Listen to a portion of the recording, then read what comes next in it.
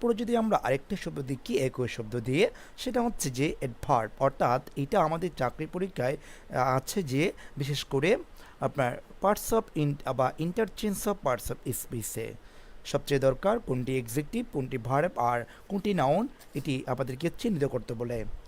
এই জন্য বলছি আপনারা যদি ক্লাসটি করেন অবশ্যই শেষ অবধি পর্যন্ত ভালো করে, অনেকটা আপনাদের কল্যাণে আসবে। আচ্ছা, তাহলে এখন দেখতে পাচ্ছি যে আমরা প্রথমে দেখলাম নাউন, এরপরে দেখতে পাচ্ছি অ্যাডভার্ব, যেটা হচ্ছে প্রসেশনাল, যার বাংলা অর্থ হচ্ছে শোভাযাত্রিক। আমরা যদি আরেকটা শব্দ দেখি, সেটা হচ্ছে যে আমাদের বা আমরা একটি সেন্টেন্স দেখছি শব্দ দিয়ে, সেটা হলো যে দ্য ফেস্টিভ্যাল উইল ওপেন, বা এই উৎসবটি শুরু হবে উইথ আ প্রসেশন, একটি মিছিল আকারে, লিড বাই দ্য মেয়র, যেটা মেয়র দ্বারা পরিচালিত, অর্থাৎ মেয়রের মাধ্যমে একটি খুব চমৎকার বড় আনন্দোৎসব বা মিছিল বের হবে। এরপরে যাচ্ছে আমরা আমাদের আরেকটি দেখতে পাচ্ছি, সেটা হচ্ছে 82 নম্বর শব্দ, সেটা হচ্ছে যে ডেমোক্রেটিক, যার যে শব্দটি হচ্ছে অ্যাডজেক্টিভ, বাংলা অর্থ হচ্ছে গণতান্ত্রিক। এই শব্দটির সাথেও আমরা বেশ আর কম সবাই পরিচিত, কারণ একটি দেশ চলে কিভাবে চলছে, এটাই শাসনতন্ত্র হচ্ছে গণতান্ত্রিক, ঠিক আছে। তো আমরা যদি একটু করে খেয়াল করি তাহলে ওদিক থেকে আমাদের সহজে শব্দটি মনে থাকবে। এরপরে দেখছি আমরা আরেকটি শব্দ, সেটা হচ্ছে যে অ্যাডজেক্টিভ থেকে আমরা অ্যাডভার্বে রূপান্তর করলাম, যার বাংলা অর্থ কিন্তু ভিন্ন হয়ে যাবে। সেটা হচ্ছে ডেমোক্রেটিক্যালি, অ্যাডভার্ব, যার বাংলা অর্থ হচ্ছে গণতান্ত্রিকভাবে। এরপরটি দেখতে পাচ্ছি আমরা ডেমোক্রেসি, যার এটা হচ্ছে নাউন, অর্থ হচ্ছে গণতন্ত্র। এরপরে দেখতে পাচ্ছি আমরা ডেমোক্রেট, এটা হচ্ছে নাউন, যার বাংলা অর্থ হচ্ছে গণতান্ত্রিক। আরেকটা দেখতে পাচ্ছি আমরা, সেটা হচ্ছে ডেমোক্রেটিজেশন, নাউন, যার বাংলা অর্থ হচ্ছে গণতান্ত্রিকরণ।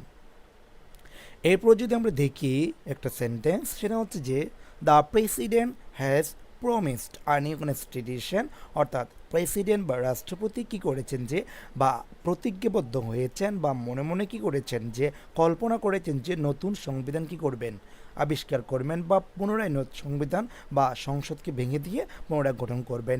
And the creation of democratic power structure, আর কিছু সাংবিধানিক শক্তি বা কিছু শক্তি বা পাওয়ারফুল কিছু জিনিস কী করবেন, গঠন করবেন।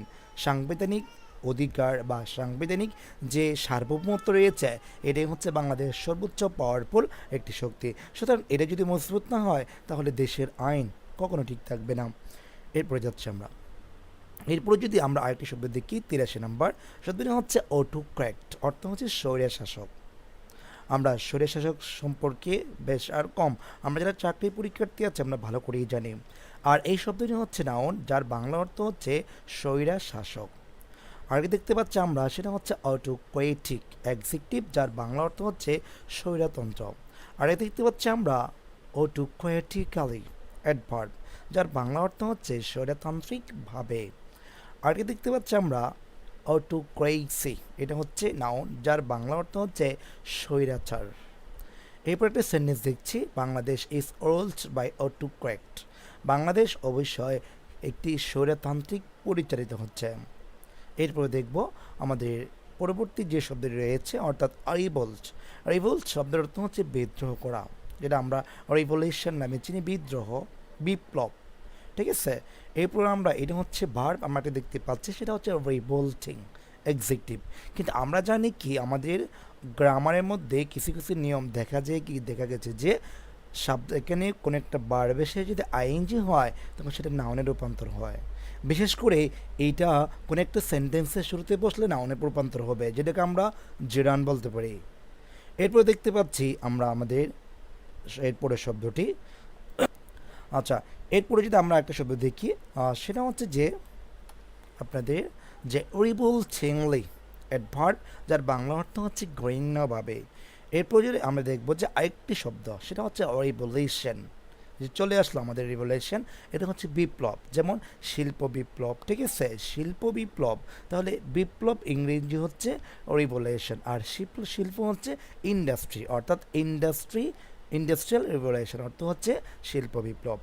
এরপরে যাচ্ছে আমরা একটা সেন্টেন্স দেখব, সেটা হচ্ছে the people রিভোল্টেড against the foreign rules, ঠিক আছে, foreign rules and establish their own government, অর্থাৎ তারা, এখানে কথা হচ্ছে যে অর্থাৎ আমরা যে 1971 সালে যখন বিদেশি শাসকেরা আমাদের দেশে শাসন করছিল, তখন বাংলাদেশের লোকজন ওদের বিরুদ্ধে হয়েছেন, অর্থাৎ বিরুদ্ধে গিয়ে বিপ্লব গড়ে তুলে দেশকে স্বাধীন করেছেন, দেশের মাতৃভাষা ইউজ করছেন।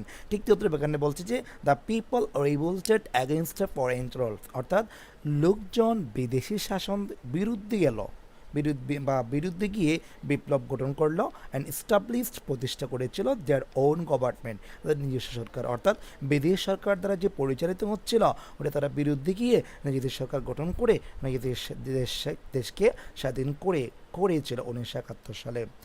এরপরে দেখছি আমরা আমাদের আরেকটি শব্দ, সেটা হচ্ছে যে কনস্পিরেসি, যার এটা হচ্ছে নাউন, যার বাংলা অর্থ হচ্ছে ষড়যন্ত্র বা চক্রান্ত। এই শব্দটি আমাদের দরকার কেন, আমাদের হাঁটতে বসছে যারা ষড়যন্ত্র করে, এই ষড়যন্ত্র নিয়ে যদি কোনো একটা বাক্য লিখতে হয় তাহলে আমাকে এই শব্দটি ইউজ করতেই হবে। আচ্ছা, এই জন্য আমরা শিখে রাখবো কনস্পিরেসি, যার বাংলা অর্থ হচ্ছে ষড়যন্ত্র বা চক্রান্ত। এরপর আমরা আরেকটি শব্দ দেখতে পাচ্ছি, সেটা হচ্ছে কনস্পায়ার ভার্ব, যার বাংলা অর্থ হচ্ছে ষড়যন্ত্র করা বা চক্রান্ত করা। যেহেতু ভার্ব অবশ্যই করা বোঝাবে, কারণ ভার্বের কাজই হচ্ছে করানো। এরপরে আমরা এটি দেখতে পাচ্ছি, সেটা হচ্ছে কনস্পিরেটর, ষড়যন্ত্রকারী, যিনি ষড়যন্ত্র করবেন। এরপরে দেখতে পাচ্ছি আমরা একটা শব্দ, সেটা হচ্ছে কনস্পিরেটোরিয়াল এক্সিকিউটিভ, যার বাংলা অর্থ হচ্ছে ষড়যন্ত্রমূলক।